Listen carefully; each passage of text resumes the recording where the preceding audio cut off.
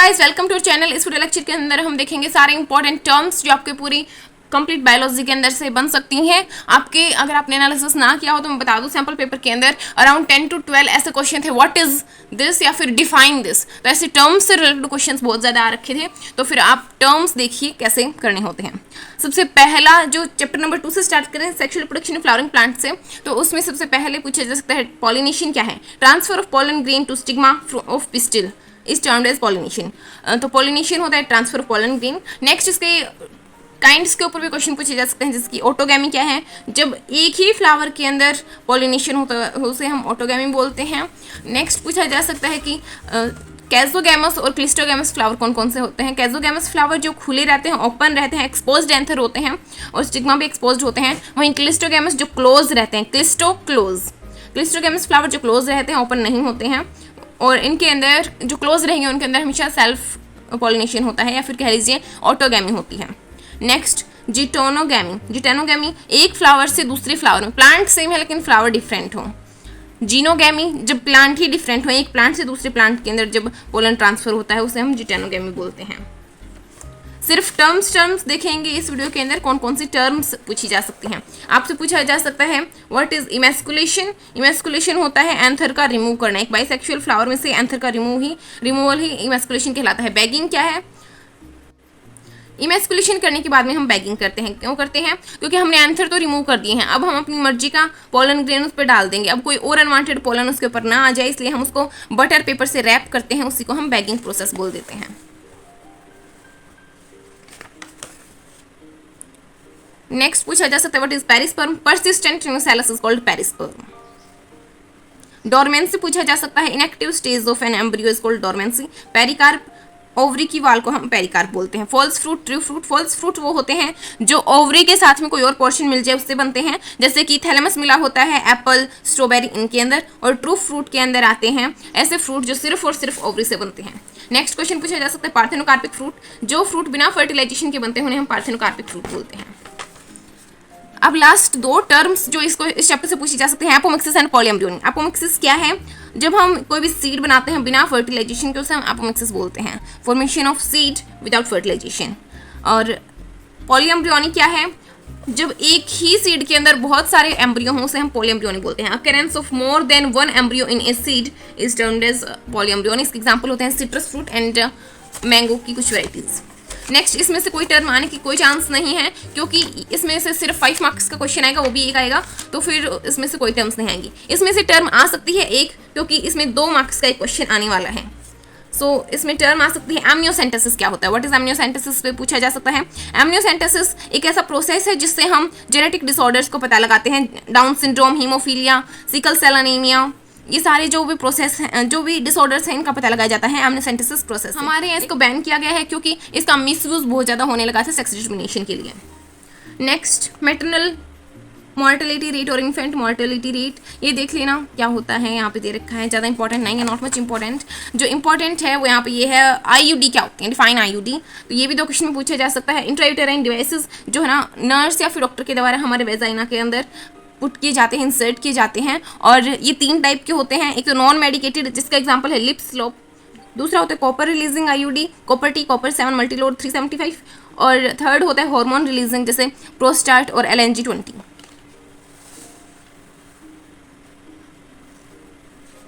Sterilisation के method पूछे जा सकते हैं। वास्क्टोमी, ट्यूबेक्टोमी। वास्क्टोमी मेल्स के अंदर किया जाता है, वास डिफरेंशिया को कट करके और फिर टाई कर दिया जाता है। ट्यूबेक्टोमी फीमेल्स में किया जाता है, फैलोपियन ट्यूब को कट करके टाई कर दिया जाता है, और ये बहुत कम रिवर्सिबल है, इसकी रिवर्सिबिलिटी 0 होती है। MTP पूछा जा सकता है, डिफाइन MTP, तो ये होता है मेडिकल टर्मिनेशन ऑफ प्रेगनेंसी। इसको भी इंडिया के अंदर 1971 में कुछ रूल्स के तहत बंद कर दिया गया था, कि बहुत से स्ट्रिक्ट कंडीशन लगा दी कि इसको कोई मिसयूज ना कर पाए, और ये ऑलमोस्ट 12 वीक तक करना ठीक माना जाता है। उसके बाद में बहुत ज़्यादा रिस्की काम होता है ये।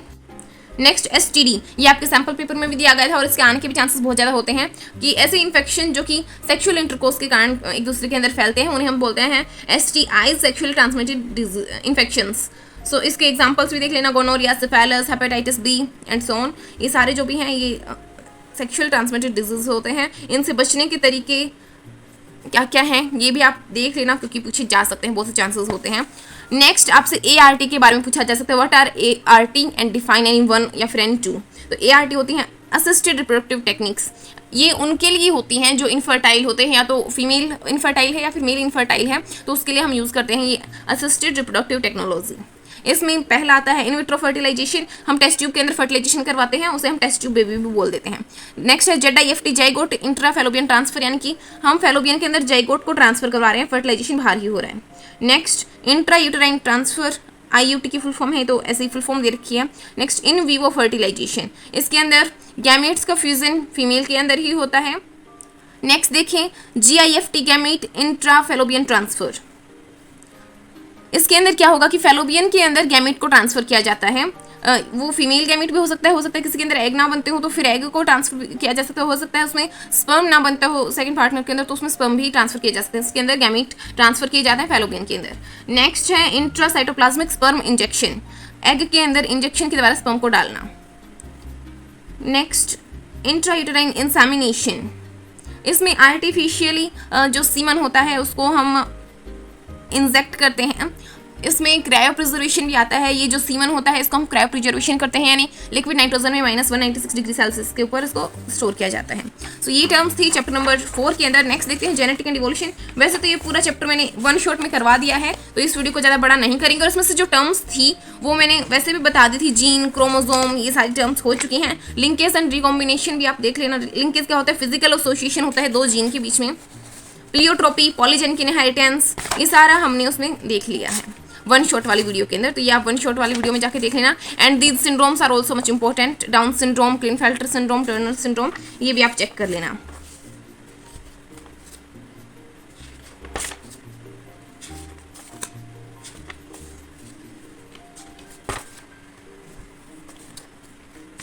नेक्स्ट पूछा जा सकता है इंट्रोन क्या होते हैं, एक्सोन क्या होते हैं। जो भी एक्सोन होते हैं सिर्फ वही हमें कोडिंग सीक्वेंसेस देते हैं और एक्सप्रेस होते हैं, जबकि इंट्रोन जो होंगे वो कोई काम के नहीं होते हैं हमारे, वो बस ऐसे ही प्रेजेंट होते हैं हमारे नेचर के कारण, और इनके अंदर कोई भी ऐसी चीज़ नहीं होती है कि भाई ये कोडिंग करेंगे या कुछ और करेंगे, कोई इनका फंक्शन नहीं होता। ये तीनों बहुत ही ज़्यादा इंपॉर्टेंट है, आपसे पूछा जा सकता है स्प्लाइसिंग क्या है, कैपिंग क्या है, टेलिंग क्या है। स्प्लाइसिंग क्या है, इसके अंदर हम इंट्रोन्स को रिमूव करते हैं, रिमूवल ऑफ इंट्रोन स्प्लाइसिंग कहलाता है। कैपिंग क्या है, 5' एंड के ऊपर mRNA के 5' एंड के ऊपर जब हम न्यूक्लियोटाइड मिथाइल ग्वानोसिन ट्राइफॉस्फेट को ऐड करेंगे उसे हम कैपिंग बोलते हैं।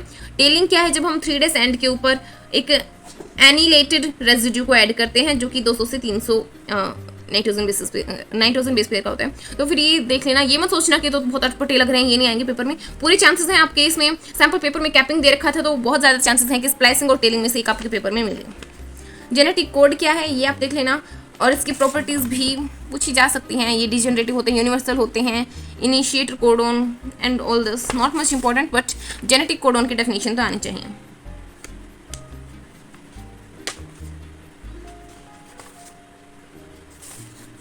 Bioinformatics, what is bioinformatics. Bioinformatics क्या है, HUC was closely associated with the rapid development of new area in biology called bioinformatics। इसमें आप कंप्यूटर के अंदर डाटा को स्टोर करते हैं, यहाँ से इसकी डेफिनेशन स्टार्ट होती है। इसमें हाई स्पीड कंप्यूटर डिवाइसेस को हम स्टोरेज के लिए यूज़ करते हैं। बायोइन्फॉर्मेटिक्स क्या है, हाई स्पीड कंप्यूटर्स का यूज़ करना in storing data. Then EST पूछा जा सकता है, express sequence tag, sequence notation, ये मेथड्स जो हैं ये एक बार रीड कर लेना, चेक कर लेना। SNP की full form single nucleotide polymerase. Repetitive DNA कौन सा होता है और सैटेलाइट DNA कौन सा होता है। VNTR, बहुत ज़्यादा चांसेस है VNTR के पूछे जाने की। VNTR जो है उसके फुल फॉर्म होती है variable number of random repeat. इसमें क्या होता है कि इसको हम DNA फिंगरप्रिंटिंग के अंदर यूज़ करते हैं। ये एक DNA का ही पार्ट होता है जो बार बार में रिपीट होता है, और DNA के लिए हम यूज़ करते हैं साउथर्न ब्लॉटिंग। तो हमेशा याद रखना DNA के लिए साउथर्न ब्लॉटिंग होती है। और नेक्स्ट जो इसमें इंपॉर्टेंट क्वेश्चन है, ये चैप्टर तो कंप्लीट हो गया, इसमें और नहीं है। देन चैप्टर नंबर 7 आपका डिलीटेड है। चैप्टर नंबर 8 में देखते हैं कौन कौन सी टर्म्स आपसे पूछी जा सकती हैं। आपसे पूछा जा सकता है व्हाट इज हेल्थ। यस, ये क्वेश्चन पूछा जा सकता है व्हाट इज हेल्थ। वैसे रिप्रोडक्टिव हेल्थ में हमने शायद छोड़ दिया होगा। रिप्रोडक्टिव हेल्थ की डेफिनेशन WHO के अकॉर्डिंग क्या है, तो वो है कि हर एक एस्पेक्ट में कोई भी वेल बींग हो, जैसे कि फिजिकली, इमोशनली, हर एक तरीके से कोई वेलबींग है तो फिर उसे हम रिप्रोडक्टिवली हेल्थी बोलते हैं। तो फिर वो आप डेफिनेशन भी देख लेना। डिफाइन हेल्थ, ये क्वेश्चन भी पूछा जा सकता है आपसे। देन टाइफाइड किसके कारण होता है? साल्मोनेला टाइफाइड के कारण। ये टर्म्स तो नहीं है लेकिन पूछा जा सकता है, that's why I am telling you. ये डिजीजेस वाले चैप्टर में आपको टर्म्स मिलती हैं यहाँ पे। इम्यूनिटी क्या है, व्हाट इज इम्यूनिटी, और इनेट, इसके ये टाइप्स हैं बैरियर्स। इनमें से एक बैरियर जो साइटोकाइनिन बैरियर है वो आपके सैंपल पेपर में दिया गया है, तो बहुत ज़्यादा चांसेस हैं कि ये सारे बैरियर आपके सेट्स में मिलें। फिजिकल बैरियर जो हमारी स्किन है, और मेन बैरियर है माइक्रोब की एंट्री को रोकता है। और इसके अंदर ही आता है mucus coating on epithelial lining of respiratory system. जो भी हमारे जितने भी सिस्टम होते हैं, इंटरनल सिस्टम, इनमें म्यूकस की लाइनिंग प्रेजेंट होती है, वो भी फिजिकल बैरियर के अंदर आती है। नेक्स्ट है साइकोलॉजिकल बैरियर। इसमें होता है पीएच से related, acid in the stomach, saliva in the mouth, tear from eyes prevent microbial growth. ये जो है साइकोलॉजिकल बैरियर है। नेक्स्ट सेलुलर बैरियर, इसके अंदर सेल्स प्रेजेंट होती हैं जैसे कि व्हाइट ब्लड सेल, WBC, और PMNL न्यूट्रोफिल्स, यानी कि पॉलीमॉर्फो न्यूक्लियर ल्यूकोसाइट हैं। ये भी WBC यानी व्हाइट ब्लड सेल है, लेकिन इनका नाम है polymorpho nuclear lymphocyte. As well as इसमें नेचुरल किलर सेल भी आती हैं।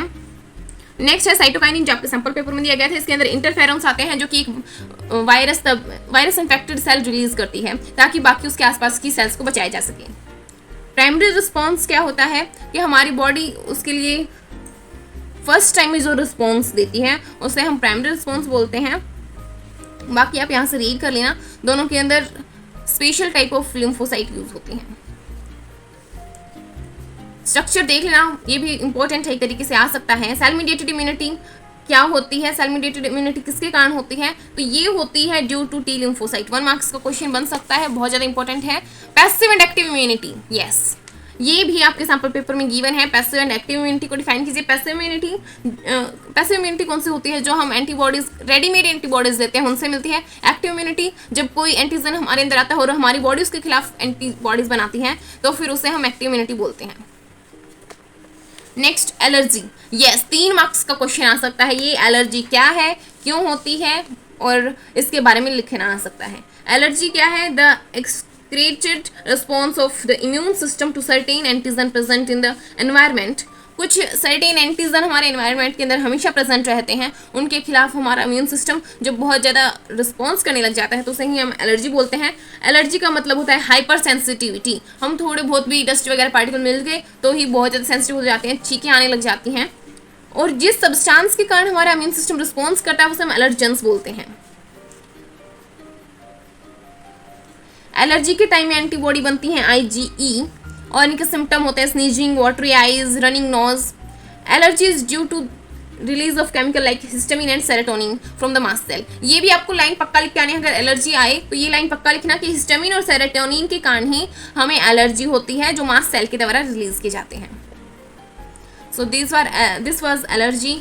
ऑटो इम्यून डिजीज भी पूछी जा सकती हैं, ऐसी डिजीजेज जो हमारी खुद की इम्यूनिटी के कारण हमें होती हैं, जैसे कि रूमेटॉइड अर्थराइटिस, उसके अंदर जॉइंट पेन होना स्टार्ट हो जाता है। लिम्फोइड ऑर्गन, ये इसकी डेफिनेशन भी पूछी जा सकती है। These are the organ where origin and prolification of lymphocyte occur, जहाँ पे लिम्फोसाइट बनती हैं और उनकी मैच्योरेशन होती है, उसे ही बोलते हैं lymphoid organ. Primary lymphoid organ कौन कौन से हैं? Bone marrow and thymus. MALT की full form mucosa associated lymphocyte tissue, lymphoid tissue. ये जो है हमारी 50% लिम्फोइड टिश्यूज में आता है, यानी जितने भी हमारे अंदर लिम्फोइड टिश्यू हैं उनमें से 50% ये MALT है, म्यूकोसा एसोसिएटेड लिम्फोइड टिश्यू है। ये रेस्पिरेटरी ट्रैक वगैरह जो भी हमारे इंटरनल ऑर्गन होते हैं उनकी लाइन में प्रेजेंट होता है। देन एड्स के ऊपर आपसे क्वेश्चन पूछे जाने के चांसेस हैं। यहाँ पे टर्म और पूछी जा सकती है, व्हाट आर ओपियोइड्स। ओपियोइड क्या है? ये ड्रग होती हैं which bind to specific opioid receptor present in our central nervous system and gastrointestinal tract। ये जो ओपियोइड ड्रग होती हैं ये कोई स्पेशल रिसेप्टर होते हैं हमारी बॉडी के अंदर, सेंट्रल नर्वस सिस्टम के अंदर, उनके साथ में कंबाइन करती हैं। और इसके एग्जांपल है जैसे कि हीरोइन, जिसे हम स्मैक भी बोल देते हैं, जो white odourless and crystalline compound होता है इसी, और हीरोइन को ही हम एसाइलेटेड मॉर्फिन भी बोल देते हैं, और ये हम लेटेक्स ऑफ पॉपी प्लांट से गेट करते हैं। नेक्स्ट कैनाबिनॉइड की डेफिनेशन पूछी जा सकती है, व्हाट आर कैनाबिनॉइड्स, तो ये भी आप रीड कर लेना। ये कैनाबिनॉइड रिसेप्टर से कंबाइन करते हैं और ये ब्रेन के अंदर बेसिकली काम करते हैं। इसके अंदर कैनाबिनस सटाइवा जो भी इसमें इसके अंदर आएंगे वो सारे कैनाबिस सटाइवा से बनते हैं, और इसके अंदर आते हैं हिस्बिस, चरस, गांजा, ऑल दीज। विड्रॉवल सिंड्रोम भी आपसे पूछा जा सकता है, जब कोई इंसान रेगुलरली ड्रग्स ले रहा था और फिर हम उसको एकदम से सारी ड्रग्स छोड़ने को कहीं या फिर सारी ड्रग्स छुटवा दे तो उसे हम विड्रॉवल सिंड्रोम बोलते हैं, जो कि बहुत ही अनप्लीजेंट होता है।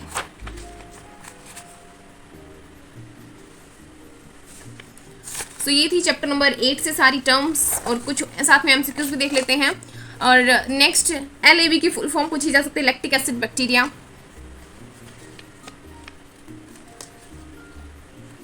यहाँ से इस पैराग्राफ से क्वेश्चन बनने के बहुत ज़्यादा चांसेस हैं। ये पैराग्राफ आपको जरूरी रीड करना है। इसके अंदर क्या है, या तो आपसे पूछ लेंगे कि यीस्ट का साइंटिफिक नेम क्या है, या पूछ लेंगे कि स्ट्रेप्टोकाइनेज क्या बनाता है, कौन सा बैक्टीरिया से बनता है, किस में काम आता है, ये पूछा जा सकता है। तो ये स्ट्रेप्टोकोकस से बनता है और क्लॉट बस्टर की तरह काम करता है, यानी कि ब्लड वेसल में अगर क्लॉट है तो उनको हटाने में काम करता है। नेक्स्ट पूछा जा सकता है साइक्लोस्पोरिन ए के बारे में। ये एक बायोएक्टिव मॉलिक्यूल है जो कि इम्यूनोसप्रेसेंट का काम करता है, यानी कि जब हमारा इम्यून सिस्टम बहुत ज़्यादा एग्रेसिव हो जाता है, बहुत ज़्यादा एंटीबॉडीज बनाने लग जाता है, बहुत रिएक्ट करने लग जाता है, तो फिर हम इम्यूनोसप्रेसेंट लेते हैं साइक्लोस्पोरिन ए। ये ऑर्गन ट्रांसप्लांट में बहुत हेल्प करता है, ताकि हमारा ऑर्गन जो हमने ऐड किया है उसको रिजेक्ट ना किया जा सके, इम्यून सिस्टम को एकदम सुप्रेस कर दिया जाता है। साइक्लोस्पोरिन ए के बारे में पूछा जा सकता है। नेक्स्ट आपके सैम्पल पेपर में जो दिया था वो था फ्लोक्स। फ्लोक्स क्या होते हैं? Mass of bacteria associated with fungi filament to form mesh-like structure. BOD क्या है? Biological oxygen demand refer to the amount of oxygen that would be consumed if all organic matter in 1 liter of water was oxidized by bacteria. ये आपको अच्छे से याद कर लेने हैं, क्योंकि आपके सैंपल पेपर में ये था तो बहुत ज़्यादा चांसेस हैं कि आपके जस्ट इसके नीचे वाला ये BOD आ जाए। BOD क्या है? अमाउंट ऑफ ऑक्सीजन है जो 1 लीटर पानी में जितना organic compound organic matter present है उसको डिकम्पोज करने के लिए बैक्टीरिया कंज्यूम करेगा। उसको ऑक्साइड करने के लिए बैक्टीरिया जो भी ऑक्सीजन कंज्यूम करता है वही होती है उसकी BOD।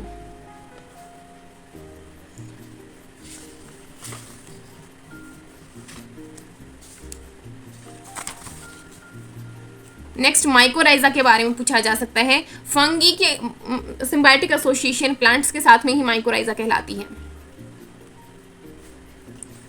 यहाँ से भी एक छोटा क्वेश्चन बनने के चांसेस हैं 1 मार्क्स का, कि free living nitrogen fixing bacteria कौन कौन से होते हैं? Anabaena, Nostoc, Oscillatoria. और जो पैडी फील्ड में हम साइनोबैक्टीरिया यूज करते हैं वो इंपॉर्टेंट बायो फर्टिलाइजर की तरह काम करते हैं, और उसमें हम यही यूज करते हैं, Anabaena, nostoc. Next blue green algae also add organic matter to the soil. Blue green algae भी ऑर्गेनिक मैटर हमारे सॉइल में ऐड करेंगे और उसकी फर्टिलिटी को बढ़ाती हैं। और जो एनाबिना, नॉस्टॉक है ये दोनों ही साइनोबैक्टीरिया हैं।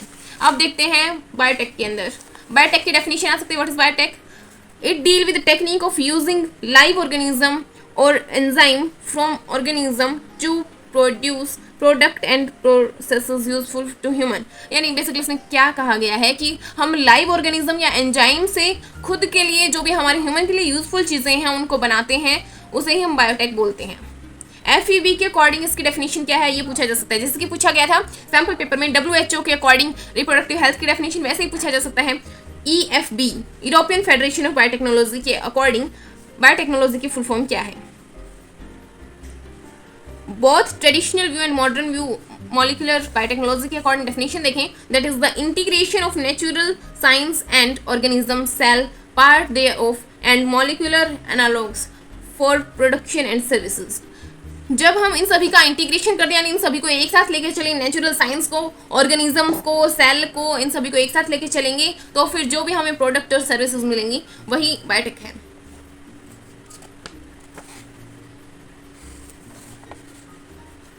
नेक्स्ट पूछा जा सकता है ORI यानी ओरिजिन ऑफ रेप्लिकेशन के बारे में। ये एक ऐसा इनिशिएटिंग पॉइंट है जहाँ पे रेप्लिकेशन स्टार्ट होती है। क्लोनिंग क्या है? जब हम सेम टू सेम एक चीज़ के दूसरा सेम टू सेम चीज़ बनाते हैं उसे हम क्लोनिंग बोलते हैं। प्लाज्मिड क्या है? डिफाइन प्लाज्मिड, ये भी पूछा जा सकता है। तो autonomously replicating circular extra chromosomal DNA ही प्लाज्मिड है। रेस्ट्रिक्शन एंजाइम, ये पूछा जा सकता है। Molecular scissor is restriction enzyme जो DNA को एक स्पेसिफिक साइट से स्पेसिफिक लोकेशन से ही कट करते हैं। इसकी डेफिनेशन हो जाएगी cutting of DNA at specific location. Next vector पूछा जा सकता है। Those plasmid DNA act as vector to transfer the piece of DNA attach to it. ऐसे प्लाज्मिड जो एक DNA को दूसरी सेल के अंदर लेके जाते हैं उन्हें हम वेक्टर्स बोलते हैं। रेस्ट्रिक्शन एंडोन्यूक्लियस, ये वही है, रेस्ट्रिक्शन एंजाइम को एंडोन्यूक्लियस बोल दिया यहाँ पे। जो फर्स्ट रेस्ट्रिक्शन एंडोन्यूक्लियस था वो था हाइन 2, सबसे पहले जो डिस्कवर किया गया था वो था हाइन 2। न्यूक्लियसेस, एंडोन्यूक्लियसेस, एक्सोन्यूक्लियसेस पूछा जा सकता है। ऐसे एंजाइम्स जो बहुत बड़ी क्लास में बिलोंग करते हैं उन्हें हम कहते हैं न्यूक्लियसेस। ये न्यूक्लियस को डिग्रेड करते हैं, न्यूक्लियस को कट करते हैं। दो टाइप के होते हैं, exonucleases, endonucleases. Exonucleases remove nucleotide from the end of DNA.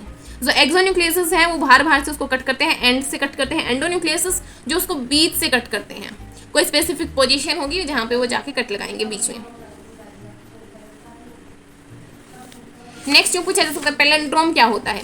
जब सेम टू सेम चीज हो, इस साइड से पढ़े चाहे इस साइड से पढ़े, सेम टू सेम चीज हो, उसे हम पैलिंड्रोम बोलते हैं। जेल इलेक्ट्रोफोरेसिस पूछा जा सकता है, जेल इलेक्ट्रोफोरेसिस टेक्निक के बारे में। इसमें क्या करते हैं, हम मॉलिक्यूलर मास के हिसाब से फ्रेगमेंट, डीएनए के फ्रेगमेंट्स को सेपरेट करते हैं। डीएनए को कलर प्रोवाइड करने के लिए हम डाई डालते हैं, इथीरियम ब्रोमाइड। इथीरियम ब्रोमाइड ये जो डाई है ये उसको ऑरेंज कलर प्रोवाइड कर देती है जब हम उसके अंदर यूवी रेडिएशन डालते हैं। और आपके सैंपल पेपर में पूछा गया था फुल फॉर्म ऑफ ओराई, तो हो सकता है आपसे यहाँ पे आसपास कोई छोटा क्वेश्चन पूछ लिया जाए, तो डीएनए की डाई याद कर लेना। और यहाँ पे आप देख लेना अगर आपको कोई और छोटा क्वेश्चन दिखाई दे रहा हो तो ट्रांसफॉर्मेशन क्या है, what is transformation, see it from here. Insertional inactivation, yes, ये भी 2 मार्क्स में आपके सैंपल पेपर में दे रखा था, व्हाट इज इंसर्शनल इनएक्टिवेशन। इसमें इसका नाम ही बता रहा है, जब हम कुछ इंसर्ट करें और वो इनएक्टिवेट कर दे किसी चीज को तो उसे इंसर्शनल इनएक्टिवेशन बोलते हैं। So let's see it what here it is saying. In the rDNA, in this rDNA is inserted with the coding sequence of an enzyme, beta galactosidase. This result into inactivation of gene for the synthesis of enzyme referred as insertional inactivation. See it from here, maybe you can understand it in your own language. I'm just telling you important terms. Micro injection, not much important. Gene gun पूछा जा सकता है। PCR की full form आपके sample paper में पूछी गई थी, पॉलीमरेज चेन रिएक्शन। तो हो सकता है इसके आसपास से आपसे कोई छोटा क्वेश्चन पूछा जाए, तो वो हो सकता है डीएनए पॉलीमरेज पूछा जाए, isolated from bacteria. DNA polymerase जो पीसीआर के अंदर यूज होता है वो डीएनए पॉलीमरेज हम एक बैक्टीरिया से निकालते हैं जिसका नाम है थर्मस एक्विटिकस। थर्मस एक्विटिकस से हम निकालते हैं डीएनए पॉलीमरेज, जिसे हम टैग पॉलीमरेज भी बोल देते हैं, जो पीसीआर के अंदर यूज किया जाता है। बायोरिएक्टर की डेफिनेशन पूछी जा सकती है, water bioreactors small volume culture can't yield. अच्छा देखो, जब हम छोटी छोटी अमाउंट के अंदर सभी को रिएक्ट करवाते हैं, छोटी छोटी अमाउंट में ये सारी चीज़ें करवाते हैं, तो वो बहुत कम प्रोडक्ट देंगी, कोई काम का नहीं होगा। हमें इंडस्ट्रियल लेवल पे करवाना है तो फिर हम उसमें बायोरिएक्टर्स का यूज़ करते हैं। ये बहुत बड़े बड़े स्ट्रक्चर्स होते हैं, बहुत बड़े बड़े वेसल्स होते हैं जिनमें रॉ मटेरियल को डाल दिया जाता है और फिर उनमें स्पेसिफिक प्रोडक्ट गेट किया जाता है।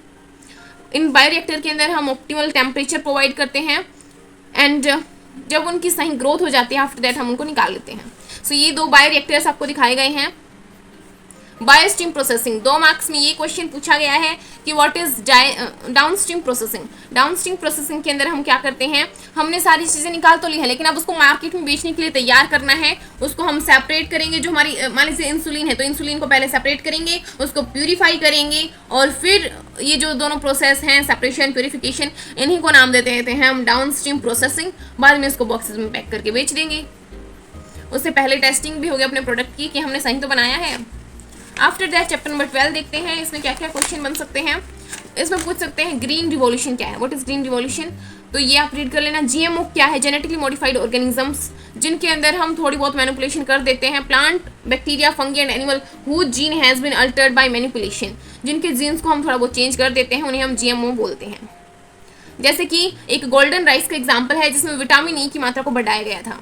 जो हम बोलते हैं BT cotton, BT toxin, BT, वो बीटी का फुल फॉर्म क्या है, बैसिलस थ्यूरिंजेनेसिस। ये बैसिलस थ्यूरिंजेनेसिस एक बैक्टीरिया है जो कि एक टॉक्सिन बनाता है, जो इसको तो बिल्कुल भी हार्म नहीं करता, लेकिन अगर यदि कोई इंसेक्ट इसको खा लेगा तो फिर ये उस इंसेक्ट को जरूर मार देगा। तो ये भी क्वेश्चन पूछ लिया जाता है कि इंसेक्ट को क्यों मार देगा, इसको कोई हार्म क्यों नहीं होता, क्योंकि ये इनएक्टिव फॉर्म में बनाता है। जब इसके अंदर बनता है तो इनएक्टिव फॉर्म में बनाता है, लेकिन जैसे ही इंसेक्ट उसको खाएगा तो टॉक्सिन जाएगा उसके पेट के अंदर, मिड गट के अंदर, और वहाँ पे मिलेगा इसको एल्कलाइन पीएच। तो एल्कलाइन पीएच मिलते ही ये उसके गट के अंदर पोर्स बना देता है। मिड गट की एपिथेलियल लाइनिंग को ये पोरस बना देगा और स्वेल कर देगा, इंसेक्ट की डेथ हो जाएगी। क्राय प्रोटीन के बारे में भी पूछा जा सकता है, what is cry protein. Cry protein 1AC, cry protein 2AB, ये सारी चीजें आपसे पूछी जा सकती हैं। Read this paragraph. RNA interference के बारे में पूछा जा सकता है, व्हाट इज तो RNA इंटरफेरेंस में पहले तो उसने एक एग्जांपल दिया कि एक टोबैको का प्लांट, जो टोबैको का प्लांट होता है उसके अंदर एक नेमाटोड लग जाता है, मेलिडोगाइनी इनकॉग्निटा। जो मेलिडोगाइनी इनकॉग्निटा ये जो निमेटोड है ये उसकी रूट्स को डैमेज कर देता है और फिर उससे प्रोडक्शन बहुत कम होती है। तो साइंटिस्ट ने इसमें RNA इंटरफेरेंसिंग का काम सोचा। उसमें क्या करते हैं, हम इस मेथड के अंदर हम mRNA को साइलेंस करते हैं उसके डबल स्ट्रैंडेड कॉम्प्लीमेंट्री मॉलिक्यूल को बना के। क्या इसकी डेफिनेशन क्या लिख के आएंगे आप, this method involve silencing of specific mRNA due to complementary double stranded RNA molecule that bind and prevent translation नहीं होगी तो प्रोटीन नहीं बनेगा, प्रोटीन नहीं बनेगा तो फिर वो उसको कोई हार्म नहीं पहुंचा पाएगा।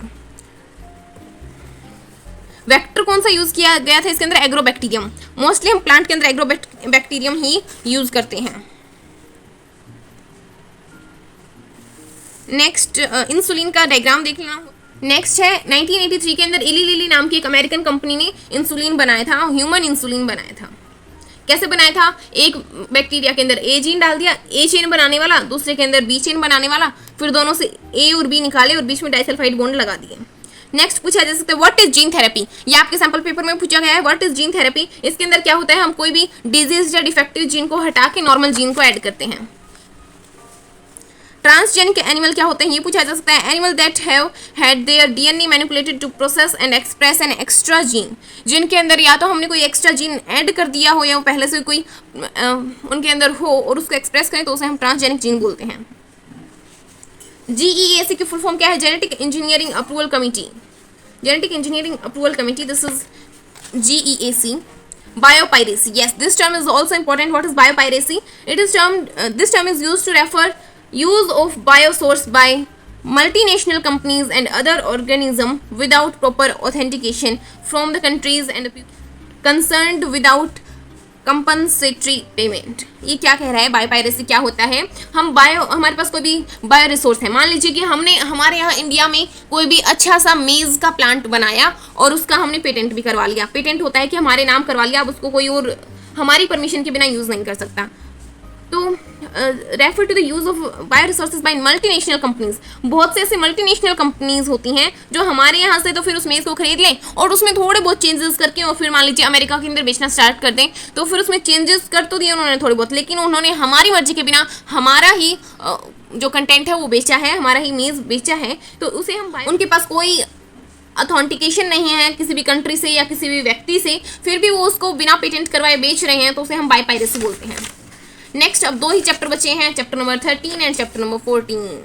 तो इनमें इतने ज़्यादा टर्म्स तो नहीं है, लेकिन यहाँ पे ये देखिए नीच, वेरी मच इंपॉर्टेंट टर्म। नीच क्या होता है, किसी भी ऑर्गेनिज्म का उस इकोसिस्टम में क्या फंक्शनल रोल है, वो क्या काम कर रहा है, क्या फंक्शन प्रोवाइड कर रहा है, दैट इज नीच। नेक्स्ट ये आपको ये देख लेने हैं जो यहाँ पे 3 होते हैं, conformers and regulator, partial regulator, ये कौन से होते हैं ये चेक कर लेना। अडेप्टेशन क्या होते हैं, बहुत से ऐसे ऑर्गेनिज्म होते हैं जो अपने बिहेवियर के अंदर थोड़ा बहुत चेंज कर लेते हैं और फिर नए एनवायरनमेंट के अकॉर्डिंग रहने लग जाते हैं। ये चारों की चारों टर्म्स इंपॉर्टेंट हैं, चारों डेफिनेशंस कर लेना। नेटेलिटी क्या होता है, मॉर्टेलिटी क्या होता है, इमाइग्रेशन क्या होता है, इमाइग्रेशन क्या होता है। इमाइग्रेशन होता है जब हमारे अंदर कोई आ जाए, हमारे कंट्री के अंदर कोई आ जाए तो उसे बोलेंगे इमाइग्रेशन, और इमाइग्रेशन जब हमारे यहाँ से कोई चला जाए। नेटेलिटी होती है कि कितने नंबर ऑफ बर्थ हुए हैं किसी भी पीरियड के according, refer to the number of birth during a given period in the population that are needed to the initial density.